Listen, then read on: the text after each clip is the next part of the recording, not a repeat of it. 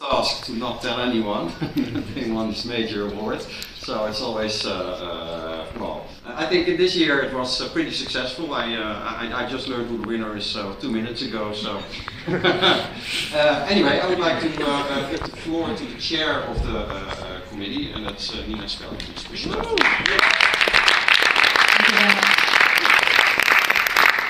So I have a little presentation for you here, and I don't actually know what to do to turn the screen. Oh, there it goes. Perfect. And before we get started, I want to apologize because I just realized I still have the old ASPO logo on here, and after everything we heard about it last night, this is almost an embarrassment to me. Anyway, it's just going to be a very short little presentation, mainly just pictures to give you a little bit of an overview of what we as the committee do, and of course who the winner is, so the thing you're all waiting for. So before we get started, I'd like to give a little thanks to all of the ASPO dissertation committee members. We had about, I think it was 4 excellent meetings where we discussed all of the dissertations. We read some amazing dissertations, and I'm happy to say that some of the people are in the room here today. Thanks for being here. Unfortunately, not everyone could be here. And just to give a little self-promotion of the committee, if you're a PhD student or maybe a research master student who's going to be a PhD student soon, I can really recommend doing, the dissertation committee because you get a chance to read. Because you get a chance to read a lot of amazing dissertations. It gives you a good overview of what's actually expected of you in the 4 years of your PhD, and well, you get to meet the ASPO Dissertation Prize winner, so that's always special.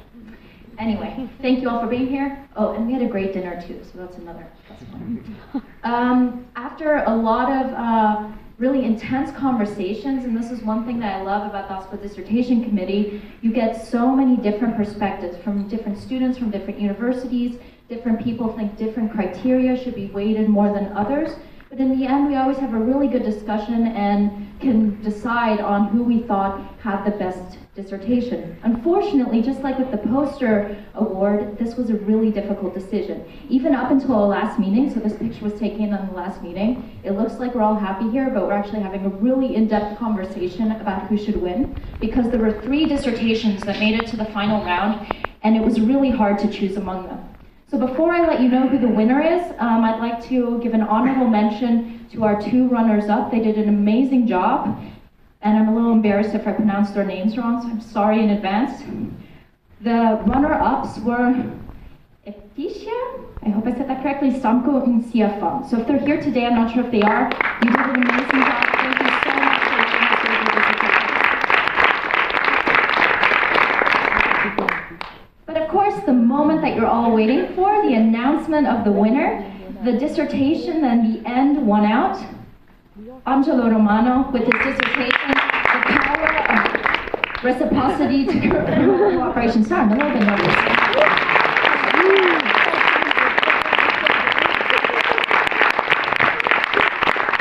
So this was really an amazing dissertation to read. Before I let you hear from the winner himself, I just want to say a few things why we picked this dissertation. So again, like I said, many dissertations, very, very good, but this one stood out for a number of reasons.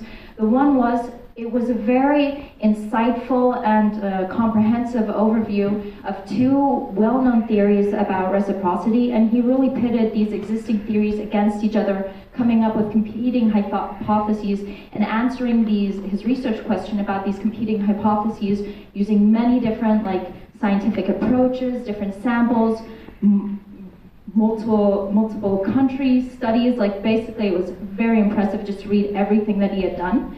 On top of that, one reason that we also would really look forward to him receiving this award is because we think he did a great job in exemplifying Science 2.0.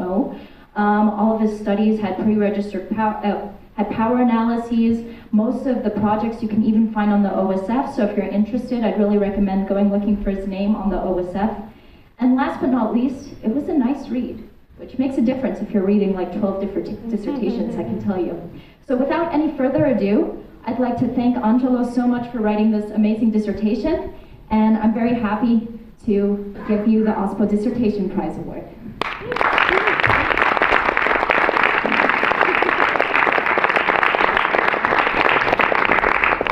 I look way younger in this picture. I was like this last year. And I graduated at this as well.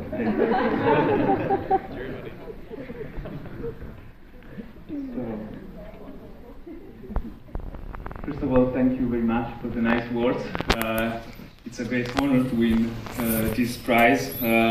I changed a few institutions already, and the Netherlands is still in my heart. I wish one day I will come back now in Germany, having a great time there, but let's see what happens in the future.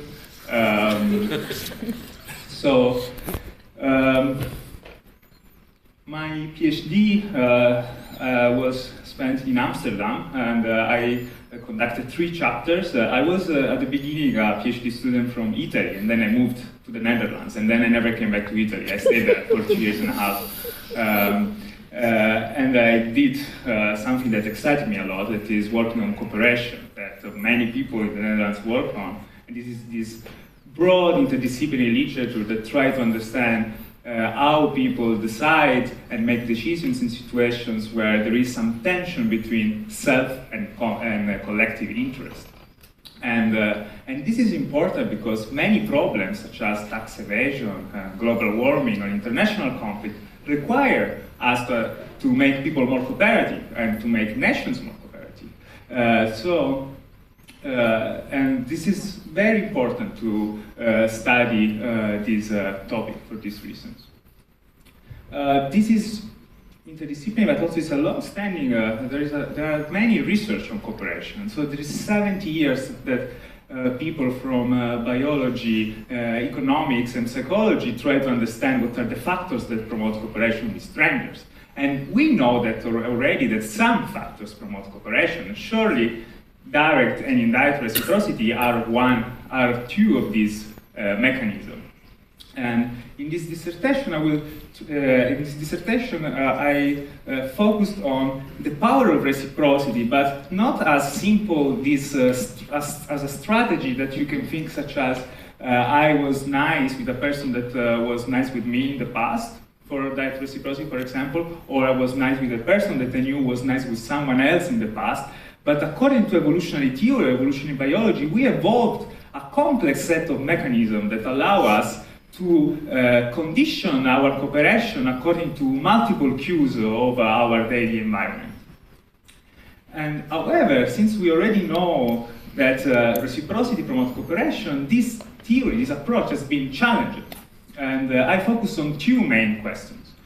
On one hand, there is another broad literature that is that focus on other theories and based on biology and economics that focus on other processes, such as social learning and conformity.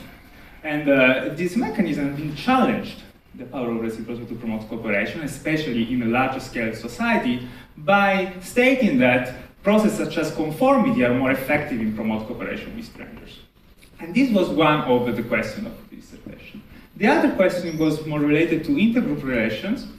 And here, the question is that past research, I would say, until the work that I conducted, claimed that indirect reciprocity, so all the cues that promote cooperation according to the possibility to gain indirect benefits, are effective only within group.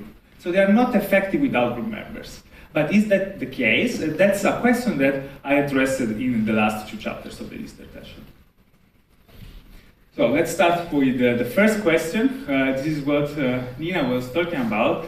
Don't read the title, or maybe it's too late, but the idea was to put together these 2 streams of literature. Like, if you read, for example, theoretical models or evolutionary game theory models, it seems like 2 different worlds. On one hand, we know that social learning and conformity is important, and on the other hand, we know that reciprocity, conditional cooperation is important. But how these processes interact, and which of these 2 processes promote more cooperation when maybe there is a contrast between these 2 mechanisms?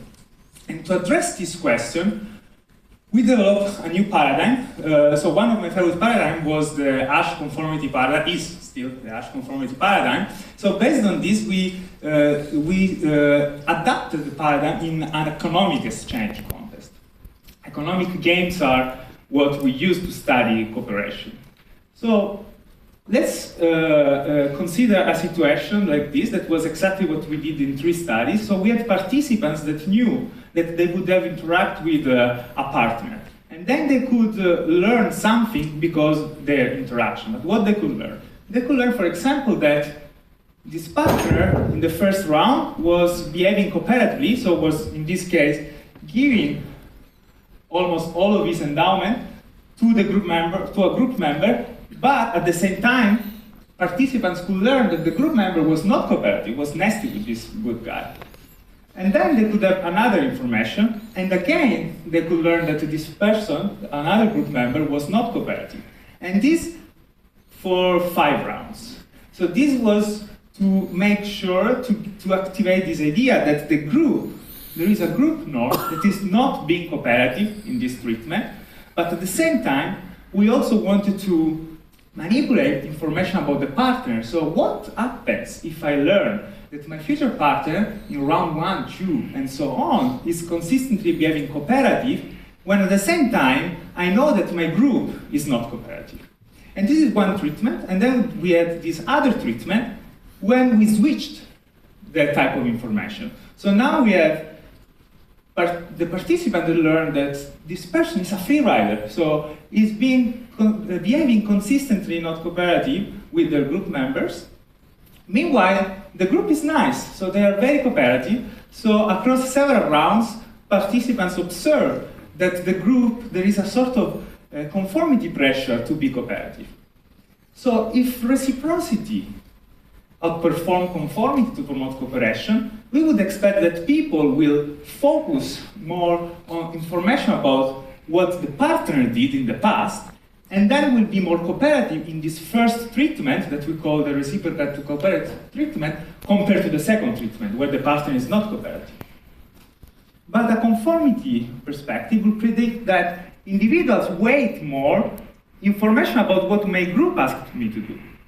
And that we would expect the opposite, so that people will be more cooperative in this second treatment because they will focus on the information about what their group did and what they learned about the relevant group norm in that specific context.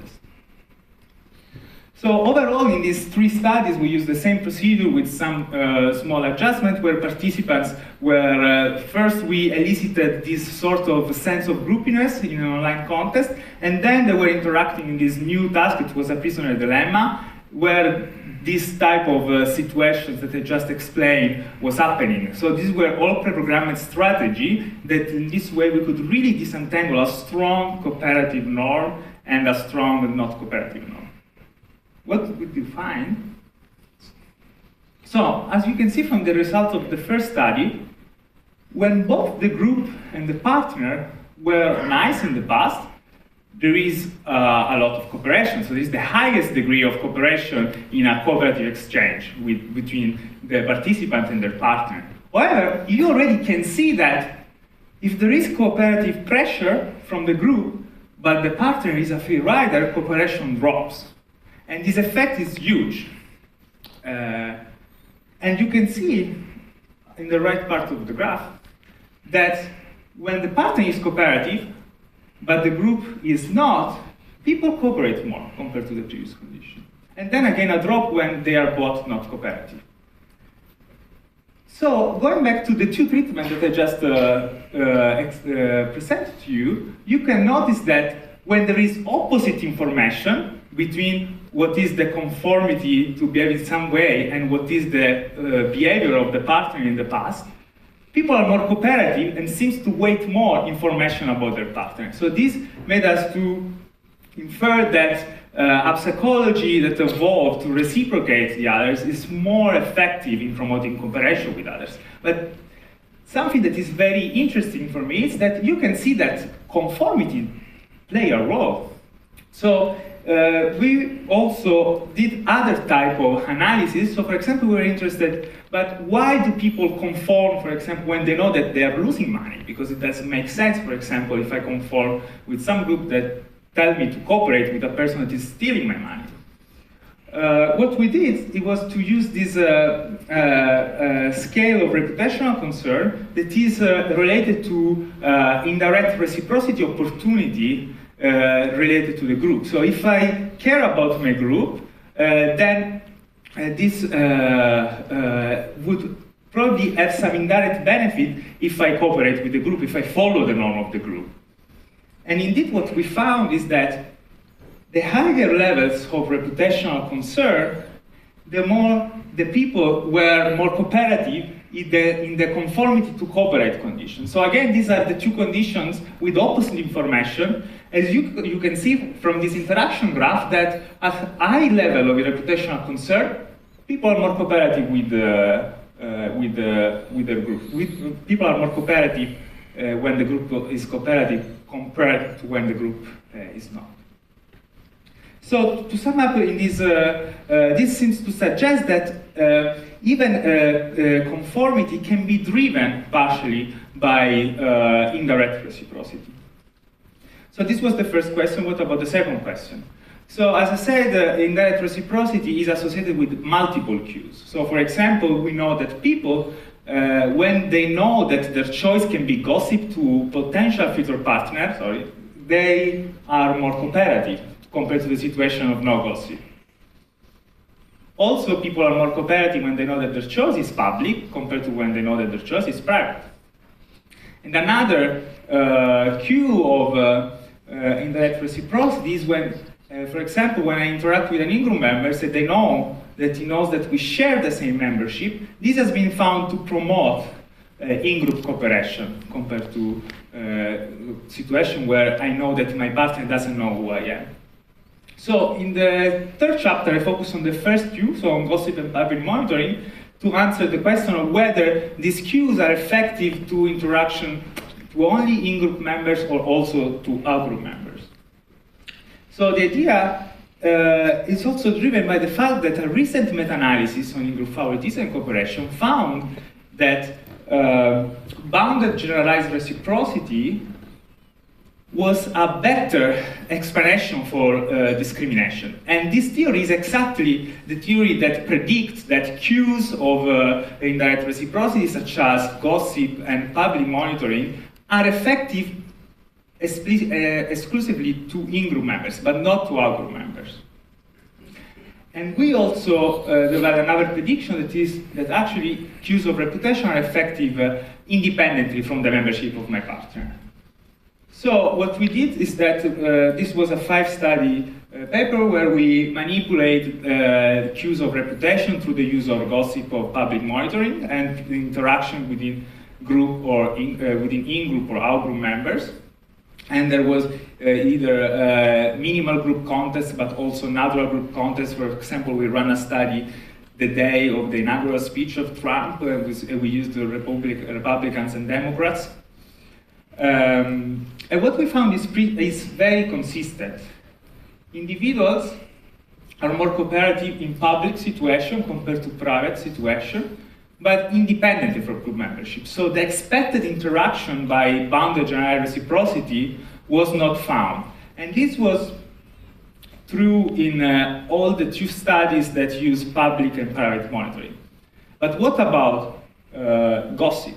So for gossip study, we used a procedure that has been used in past research where participants knew that they would have interacted first with person B in a first task, and then with person C in task 2. And then they knew that person B could send a message to person C about the decision task that they play in task 1. And then the no gossip condition was just a control condition where they knew that their choice is not gossip. And again, what we found is that gossip promotes cooperation, but here we would expect that without group members, gossip would be not effective according to bounded generalized reciprocity, but that was not the case. Gossip promotes cooperation also without group members. And this was true with minimal group, but also with Republicans and Democrats, and they were hating each other a lot. That specific, not the specific day, but the specific period. It was a period of political tension in the United States. So no interaction again.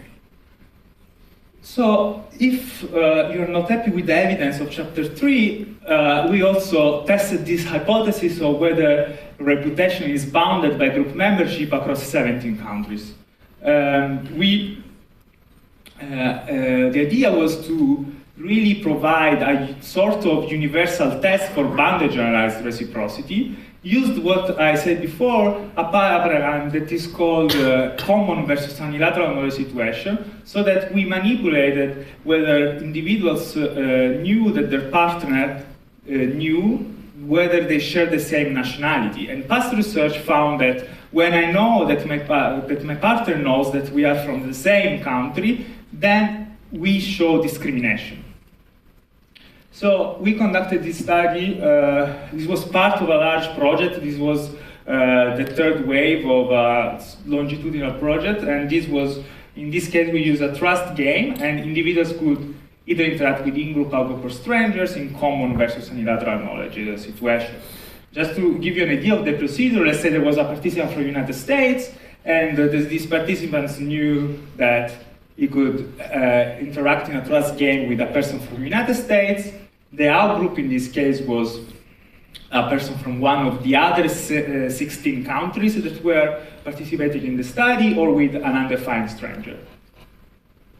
And then they knew that their partner knew that they were from the United States, or it was also in a unilateral knowledge situation. So if cues of reputation are bounded, we would expect an interaction between common knowledge and group membership. So this is an idea of, this is actually the decision that participants made, but this is pretty technical. So in a trust game, people invest some resources, and then they, to one person, and then this person can return some of these resources back, and that's why trust is important. And in our case, people decided in both roles of the truster and the trustee, and I can tell you the results are consistent in both situations. So when I have to trust, or when I have to return the trust of another person. And what we found again is that individuals trust more in this case in common knowledge situation and within group members compared to others, but these two mechanisms are independent, they don't interact with each other. So again, cues of reputation promote cooperation independently by group membership. Here you can see as these two factors promote trust across countries. Basically, then we tested other questions, but I just wanted to show you, this means that Japan and Germany were the countries that discriminated most. And yeah, I can tell